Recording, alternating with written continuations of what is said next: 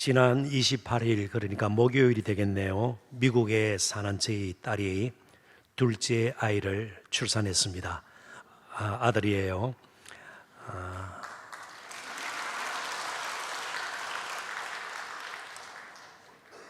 딸이면 박수를 안 칠 건가요? 아무튼 사진을 통해서 보내준 그 사진을 통해서 아이를 안고 있는 제 딸의 모습을 보았죠. 아마 만감이 교차한다 그럴까요?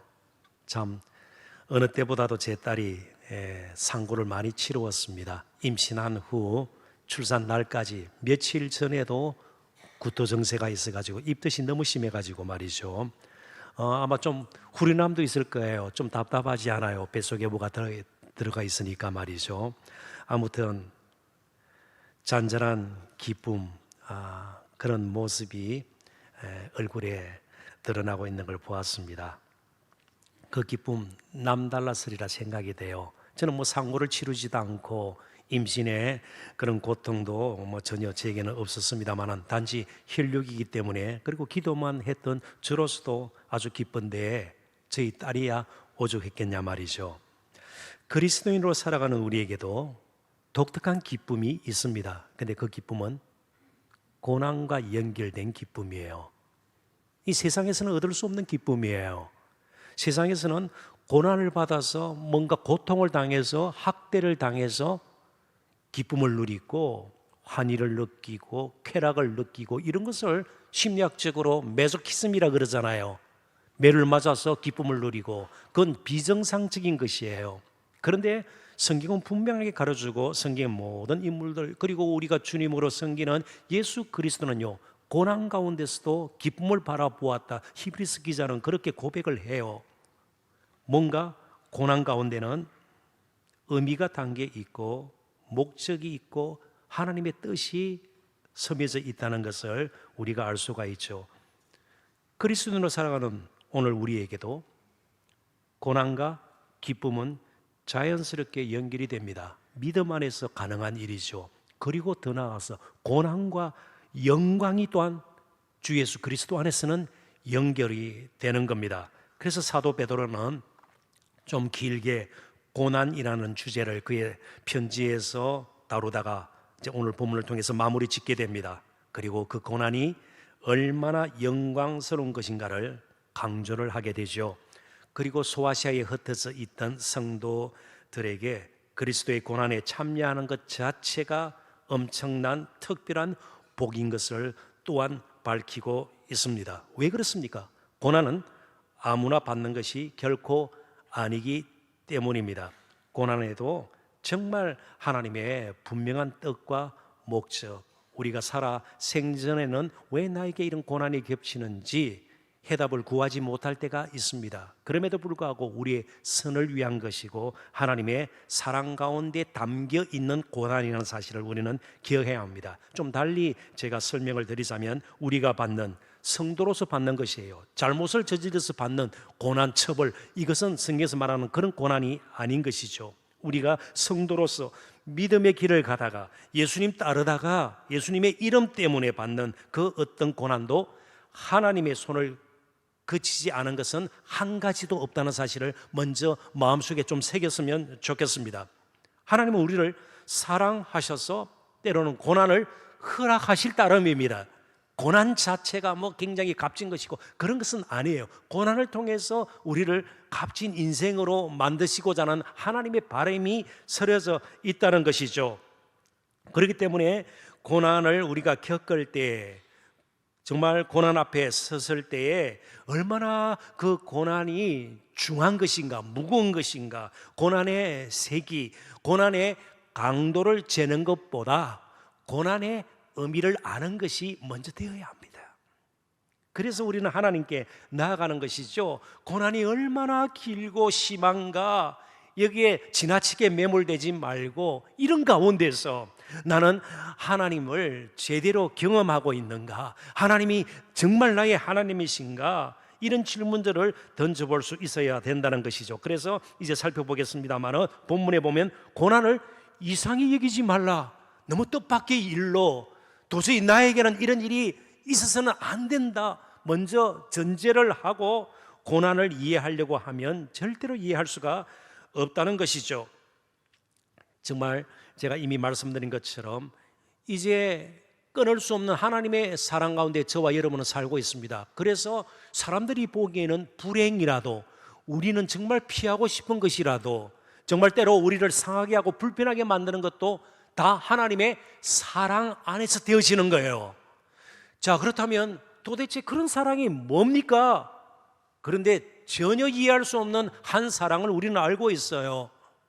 정말 우리를 사랑하셔서 사랑받을 만한 합당한 자격과 조건도 갖추고 있지 못한 저와 여러분을 위해서 하나님께서는요, 우리를 사랑하셔서 독생자 예수 그리스도를 아끼지 아니하시고 내어주신 것이에요. 자, 그렇다면요, 이제 저와 여러분이 살아가는 동안 하나님께서 아끼실 것이 있을까요? 아들 예수 그리스도보다 더 아낄 만한 것이 있을까요? 없죠. 그런데 예수 그리스도를 내어주신 그분이 무엇이 아깝다고 우리를 위해서 숨겨놓고 그럴 리가 없는 것이죠. 그리고 이제 예수 그리스도를 내어주시기까지 우리를 사랑하신 그 사랑을 볼 때 앞으로도 하나님은 그 무엇으로도 우리를 사랑하실 수가 있고, 그리고 정말 주실 것들이 여전히 많음을 우리는 먼저 인정할 필요가 있습니다. 정말 사랑하셔서 우리가 제대로 살도록, 제대로 된 믿음의 사람이 되도록 하나님께서는 고난이라는 독특한 은혜의 방편, 사랑의 도구를 사용하십니다.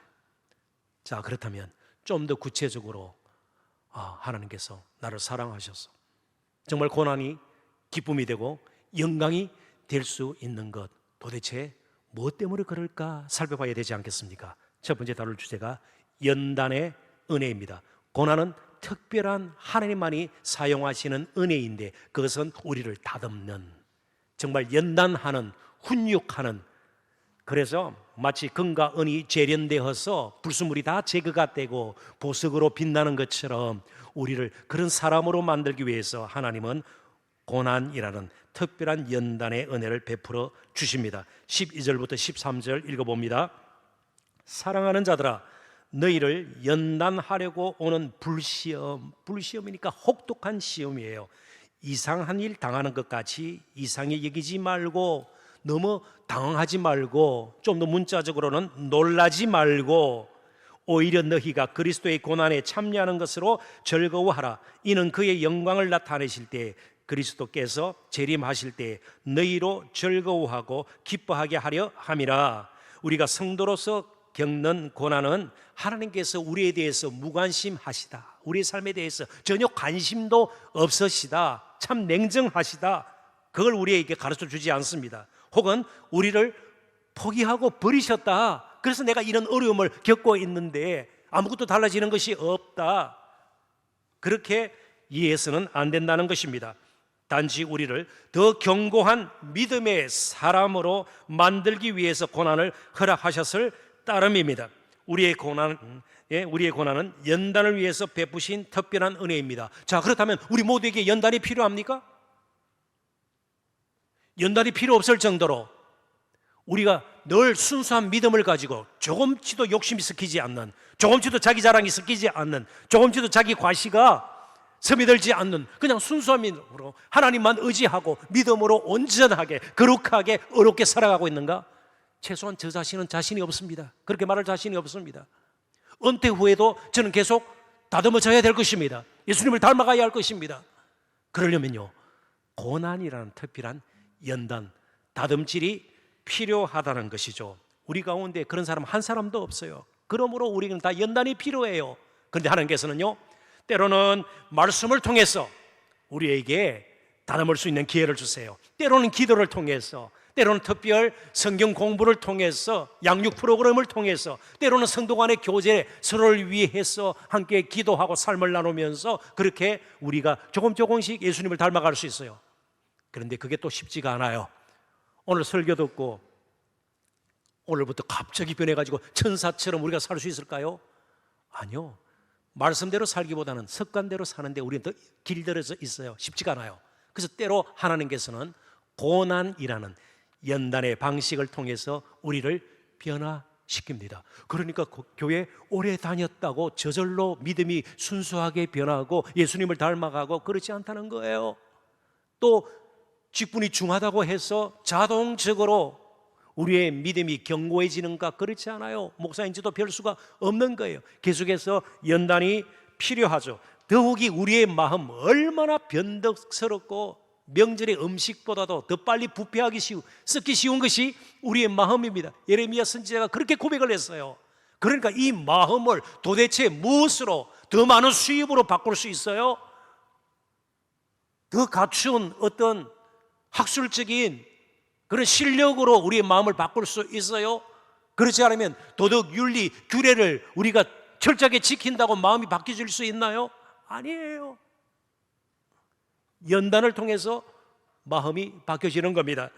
잠언 17장 3절 한번 보십시오.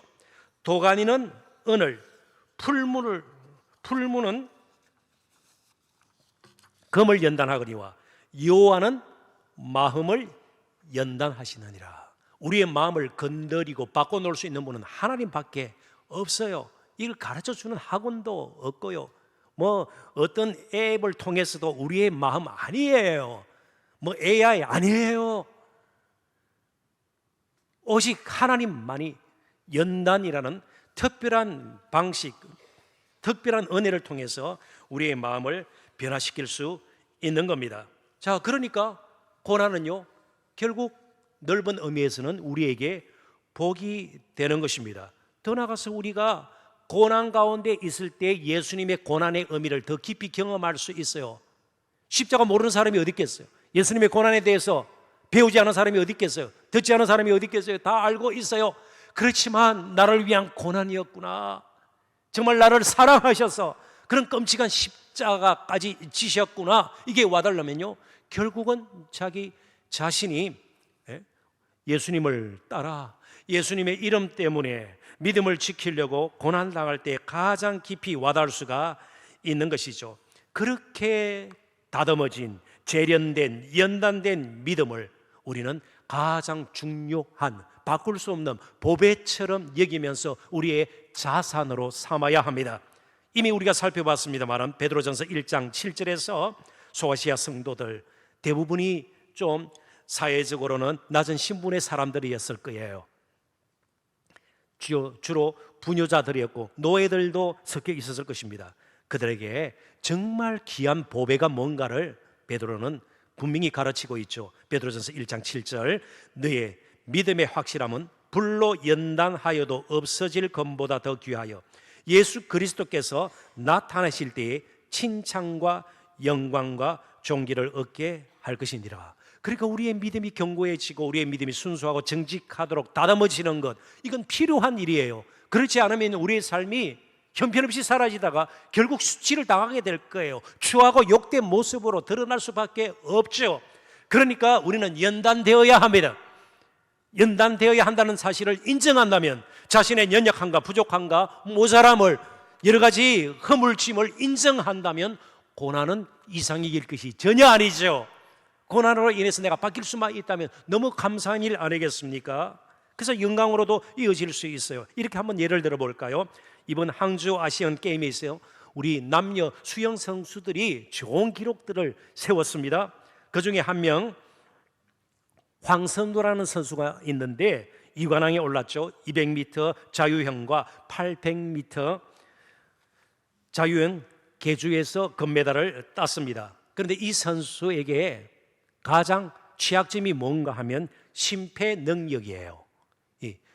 이 폐활량이 좀 커야 수영 선수들에게, 뭐 저는 전문가가 아닙니다만은 특별히 단거리 수영 경기 50m 경기도 있잖아요. 출발하자마자 뭐 금방, 그죠? 그 터치를 해야 되는. 그런데 50m 경기에서는요, 선수들이 숨을 쉬지 않는데요.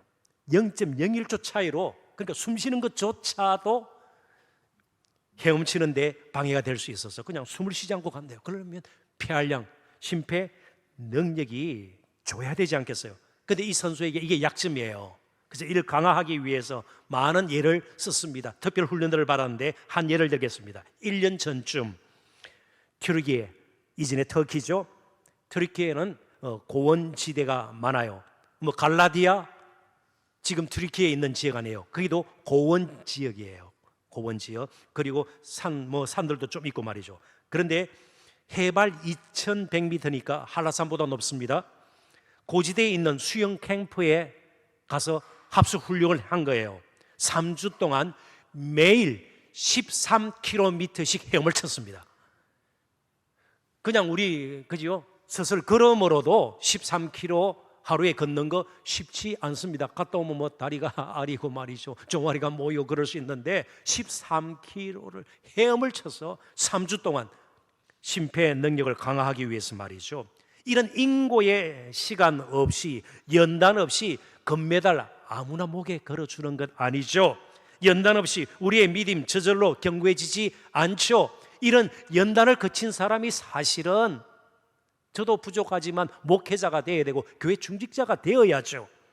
뭐 우연찮게 갑자기 그죠? 그렇게 해서 목사가 되고 갑자기 중직자가 되고 이런 일은 사실은 없어야 될 것입니다.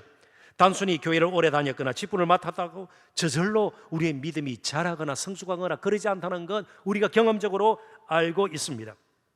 정말 고난을 이길 만한 강한 믿음, 억울한 일을 당해도 분해하지 않는, 온전할 수는 없지만 그래도 참고 인내하면서 갈 길을 가는 그런 사람들이 한 사람 한 사람씩 교회에 모여야 교회가 건강해질 수 있을 것이에요. 만약 우리에게 연단, 훈련으로서의 이런 다듬질이 없다면, 그래서 고난마저 없다면 우리는 더욱 방탕해질 것입니다. 우리 오히려 망가질 것이에요. 편한 것이 아니에요. 자유로운 것이 아니에요. 오히려 고난이 있기 때문에 무릎을 꿇게 되고요, 고난이 있기 때문에 자신을 돌아보게 되고요, 고난이 있기 때문에 하나님께 그래도 손을 내밀어서 도움을 청하게 된단 말이죠. 고난마저 없으면 우리 갈 길, 우리 힘으로 가려고 할 거예요. 그러면 온갖 헛된 영광을 추구하게 될 것이고 자신을 높이게 될 것이고요, 욕심이 정말 가시와 엉겅퀴처럼 우리의 삶을 얽매이고 말 것입니다. 우리 모두 연단이 필요합니다. 그런데 하나님께서는 이 연단을 위해서 고난이라는 특별한 은혜를 사용하신다는 것을 꼭 잊지 않았으면 좋겠습니다.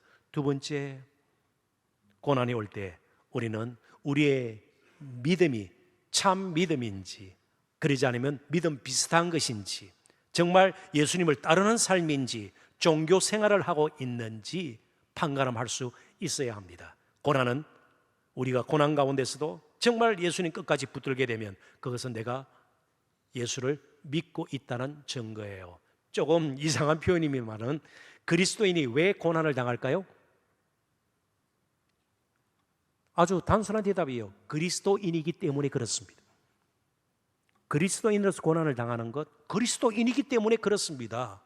그러니까 정말 쉽게 편안하게 종교 생활을 할 수 있어요.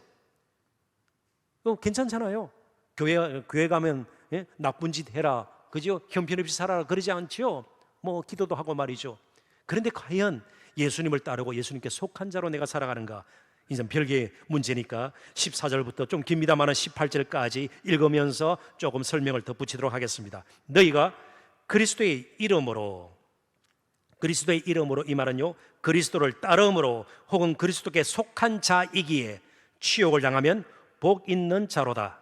영광의 영 곧 하나님의 영이 너희 위에 계심이라. 성령이 함께 하세요. 그러니까 고난 당한 성도에게 결코 성령은 떠나지 않아요. 예수 믿는 자에게는 성령이 떠나지 않아요. 그리고 더 강하게 임하면서 붙들어 주신다는 것을 우리는 이 구절을 통해서도 배우게 되는 것이죠. 너희 중에 누구든지 살인이나 도둑질이나 악행이나 남의 일을 간섭하는 자로 끼어들어서 참견하는 자로 고난을 받지 말려니와. 이런 고난도 있다는 거예요. 부끄러운 고난이죠.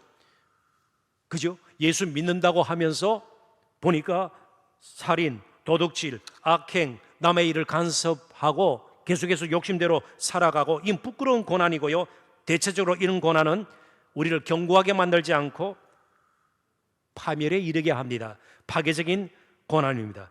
그러나 만일 그리스도인으로 고난을 받으면 부끄러워하지 말고 도리어 그 이름으로 하나님께 영광을 돌리라. 그리고 원문대로 한글 번역 성경에는 빠져 있습니다만, 왜냐하면 하나님의 집에서 심판을 시작할 때가 되었나니 만일 우리에게 먼저 하면, 조금 표현도 이상하고 이해하기도 쉽지가 않습니다. 예수 믿으면 심판이 있나요, 없나요? 정죄를 당해요? 예수 그리스도 아닌 자는 결코 정죄라는 말은 condemnation이에요. 선고받는 거예요. 지옥 형벌을 받는 거예요. 처벌이에요. 그런데 하나님의 집에서 교회 혹은 성도들의 모임, 심판을 시작할 때가 되었나니 만일 우리에게 먼저 하면, 심판이 먼저 임했다는 거예요. 이게 무슨 말일까요? 잘 들으셔야 됩니다. 그리고 얼마나 하나님의 은혜가 놀라운 것인가. 자, 먼저 쉬운 것부터 질문을 던지죠. 우리가 예수 믿게 된 거 하나님의 은혜입니까? 우리의 실력이나 우리의 의지나 노력 때문입니까?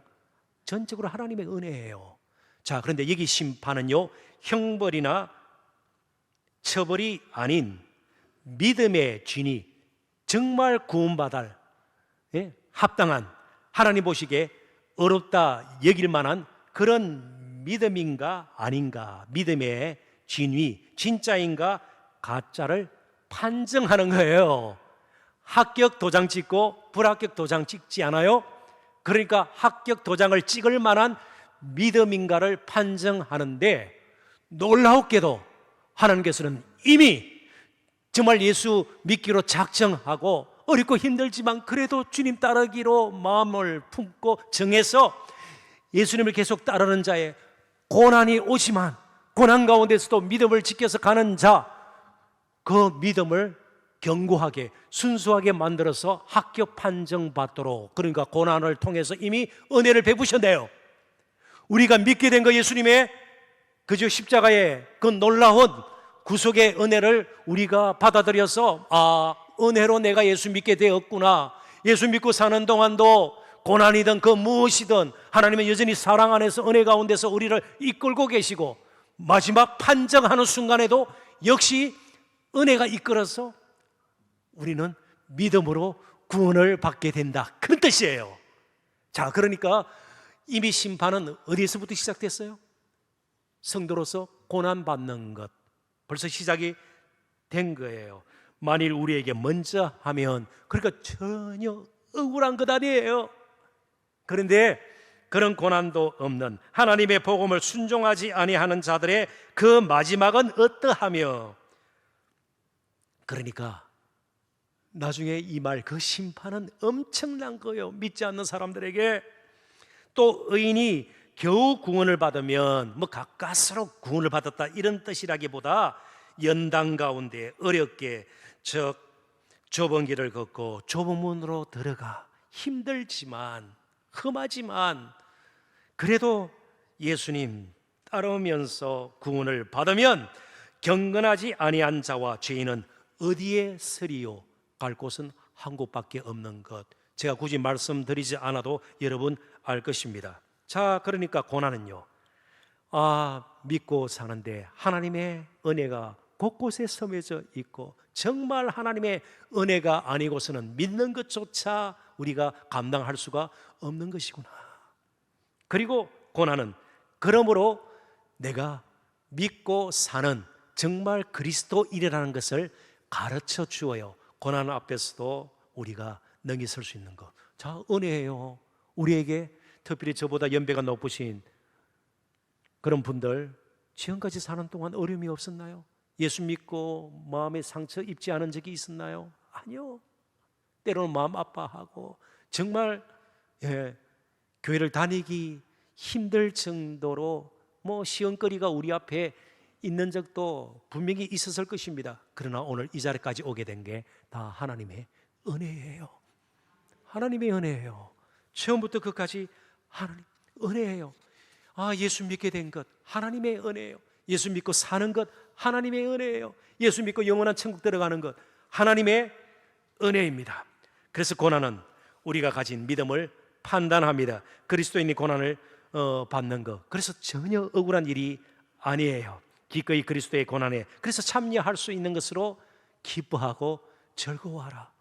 고난 가운데서 하나님의 은혜를 어느 때보다도 더 풍성히 경험할 수 있기 때문에 그렇습니다. 물론 베드로 자신처럼, 이 편지를 쓰는 베드로 얼마나 날마다 자기를 돌아보면서, 그래서 닭 울음이, 울음소리가 들릴 때마다 베드로가 그죠? 눈물을 흘리고 무릎을 꿇고 뭐 그런 뜻이 있죠. 그래서 유럽의 교회를 여러분 가보시면요, 들어가는 입구 천탑에 닭이 한 마리씩 걸려 있어요. 그러니까 베드로가 닭이 울 때에 자신의 모습을 돌아봤던 것처럼, 이 예배당을, 이 성당을 들어가는 자들마다 자신을 돌아보고 마음의 눈물을 흘리고 무릎을 꿇으라, 그런 뜻입니다. 베드로 일시적으로 예수님을 부인했습니다. 그러나 그를 향한 주님의 은혜는 마르지 않았어요. 결국 그는 믿음을 버리고 고난의 길을 가게 됩니다. 가룟 유다는요, 믿음을 버리지 않고 고난의 길을 가죠. 가룟 유다는요, 고난을 버리고 믿음도 버리고 예수님을 떠나게 되는 겁니다. 예수님을 끝까지 따라야 조금씩 예수님을 닮게 됩니다. 베드로전서 2장 21절 같이 한번 읽어볼까요? 다 같이 읽습니다. 이를 위하여 너희가 부르심을 받았으니 그리스도도 너희를 위하여 고난을 받았 너희에게 본을 끼쳐 그 자취를 따라오게 하려 하셨느니라. 아멘. 고난도 하나님께 영광을 돌릴 기회가 됩니다. 우리는 예배를 통해서, 여러 사역들을 통해서만이 아니라 고난 가운데서 믿음을 지킴으로 끝까지 하나님의 은혜를 붙들려고 예씀으로 하나님께 영광 돌릴 수 있습니다. 구약의 성도들, 특별히 다니엘과 세 친구 사드락, 메삭, 아벳느고, 그들은 외로운 이방 땅에서 정말 여러 우상을 섬기는 열악한 영적인 환경 가운데서도 고난받더라도 믿음을 지키려고 애썼던 그런 하나님의 사람들이에요. 그래서 풀무불 속에 실제로 던져지죠. 사자굴 속에 던져지는 고통을 겪게 됩니다. 그럼에도 불구하고 하나님께서 그들과 함께 하셔서 그들을 다시 세웁니다.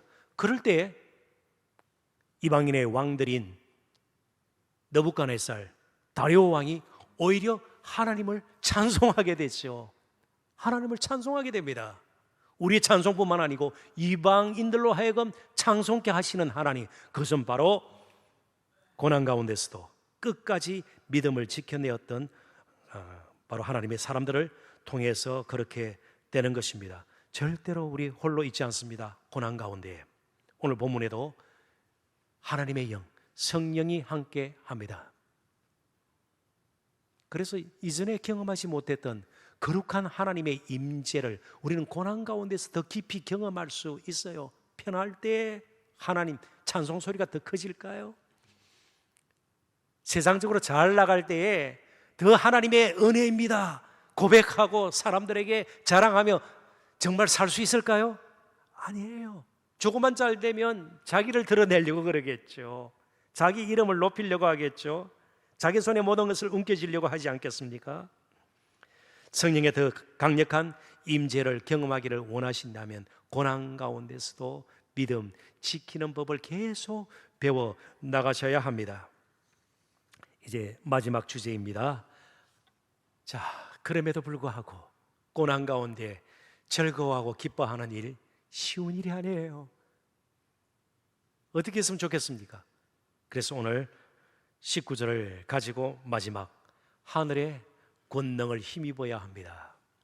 우리가 예수 믿고 누릴 수 있는 복 가운데 하나가 세상에서 우리가 사는 동안 세상에 필요한 것 늘 풍성하게 다 가지지는 못해요. 근데 지금까지 우리는 복을요 세상 사람들보다 더 빨리 승진하거나 더 빨리 성공하거나 더 빨리 병이 낫거나 아예 병이 들지 않거나 혹은 또 가정에 우환이 없거나 그런 식으로만 생각했습니다. 아니요. 우리가 세상에서 세상 사람들이 누리지 못하는 복이 무엇인가 하면 하늘의 능력을 힘입고 사는 거예요. 그게 도대체 뭔가? 19절 다시 한번 같이 읽어볼까요? 다 같이 읽습니다. 그러므로 하나님의 뜻대로 고난을 받은 자들은 또한 선을 행하는 가운데에 그 영혼을 미쁘신 창조주께 의탁할지어다. 사도 베드로는 그냥 미쁘신 하나님께 의탁할지어다 그러지 않고 창조주라는 용어를 의도적으로 사용합니다. 창조주라는 말은 우리를 지으신 이죠. 우주 만물을 지으시니 여전히 다스리시는 분, 그래서 우리를 너무나도 잘 아시고 역사의 흐름을 충분히 아셔서 주관하시는 분, 또 능히 우리의 사정과 형편을 헤아리시고 도우실 수 있는 분이세요. 누구를 찾아가요? 고난이 있을 때 창조주 하나님께 나가서 의탁할지어다 부탁하고 의뢰하고 맡기는 것이 필요하다는 것이죠. 이번에는 결국 말씀을 나누지 못했습니다마는 베드로전서 5장 7절에 보면 너희 염려를 다 주께 맡겨버리라. 이는 저가 너희를 돌보심이라 사랑하심이라.